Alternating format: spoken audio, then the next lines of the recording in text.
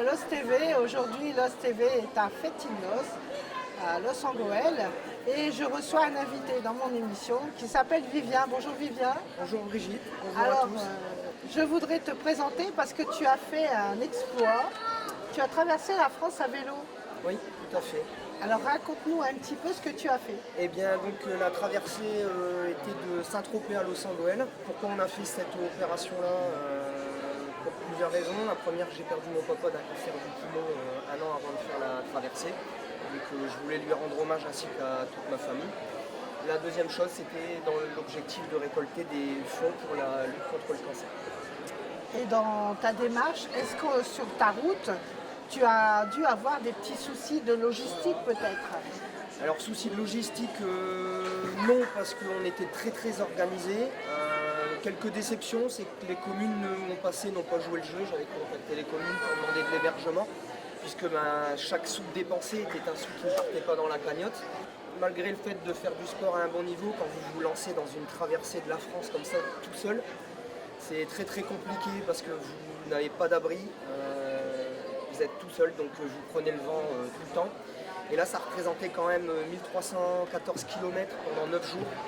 Ça représente 150 km par jour en moyenne, dont la traversée des Alpes avec l'ascension de 9 cols, dont le col d'Alos à 2250 mètres et la côte de l'Alpe d'Huez que tout le monde connaît, qui est très compliqué également, et surtout avec les conditions. Alors on n'a pas eu à se plaindre, on n'a pas eu de pluie.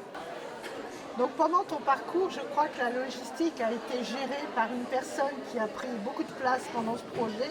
Je parle de ton épouse qui a eu une grosse responsabilité en ayant 2 enfants en plus à s'occuper.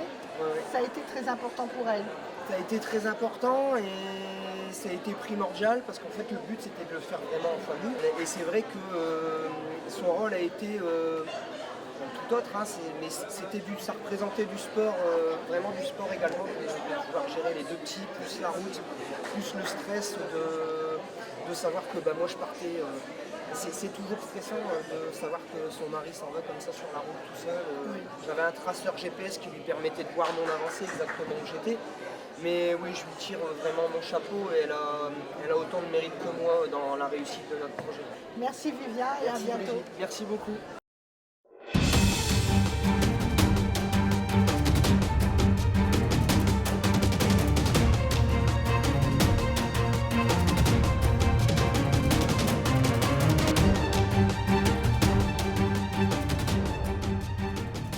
Bien bonjour, donc pour me présenter, je m'appelle Vivien Grenier, j'ai 38 ans. Je suis marié, j'ai 2 enfants, un petit de 3 ans, un petit de 5 mois. Et dans la vie, je suis animateur commercial. J'habite à La Comté, mais je suis natif de Los Angeles, là où on fera l'arrivée le 10 juillet. Alors, vous avez projeté de parcourir Saint-Tropez-Los Angeles. Comment est né ce projet et dans quel but?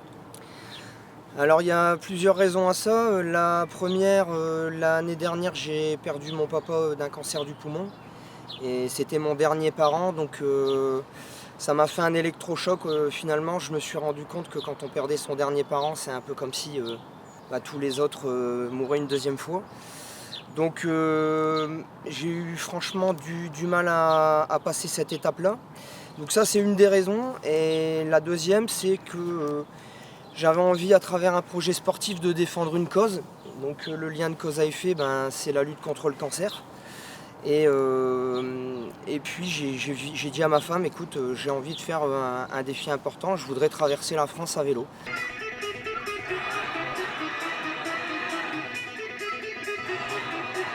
Allez, encore plus de bruit!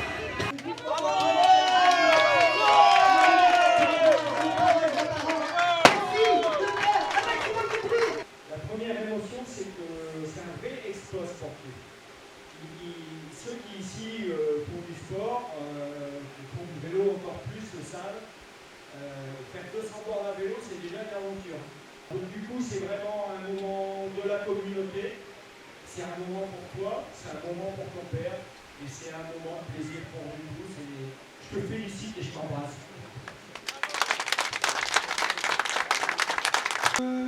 La lutte contre le cancer, je donne un petit mot pour tous les gens qui sont malades, qui nous regardent, peut-être qu'il y en a parmi nous, je ne sais pas. lâchez pas, c'est un combat. Alors là, on a voulu matérialiser la chose. Voilà, donc on a regardé le montant de la cagnotte, qui est à 2800 €.